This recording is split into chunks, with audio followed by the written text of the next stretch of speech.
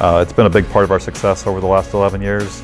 I think a lot of people will say, well, Mirus costs a certain amount of dollars, how can it be successful for me? And for us, in the first year, it was 10 times more that we got out of it than what we paid for it in the first year. And from that year on, you keep getting those savings, you keep getting those things that you can find with exceptions, or things that you can save by not having as many people doing administrative roles. And so it's been a huge part of our success. It's helped us cut administrative costs at the office and put them into different roles where they might be in operations, or if someone was going to be retiring, there was no need to replace certain people.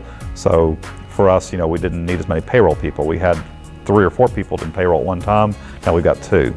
And we had 5 people in accounting doing invoices, and now we got 2 people in accounting doing those type of roles. So it's not necessary to have quite as many people, and so it saves on administrative costs. It makes better decisions for us, and then from a sales standpoint, you can translate it into better marketing decisions that build sales, better menu engineering decisions so that you make the right decisions with the menu, better motivational decisions so that when we're having a contest, we can help reward the people that really deserve to get the right items. So maybe some contests are based on how many things that someone sells the most of. We can make it even more detailed and say, out of every 100 guests that they wait on, who can sell the most per 100.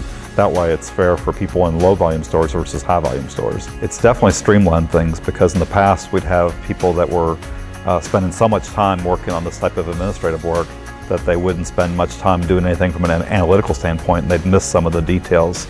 So today, we find the exceptions, where back before that, we were searching through hundreds of pages of files or hundreds of pieces of paper looking for one thing that might be wrong, and instead missing all kinds of things. So an example I remember from back then was, if an auditor went into a store, they could only audit maybe 3 days out of every 30. So they were only auditing 10% of the time. The rest of the month wasn't getting audited, so it was spot checking.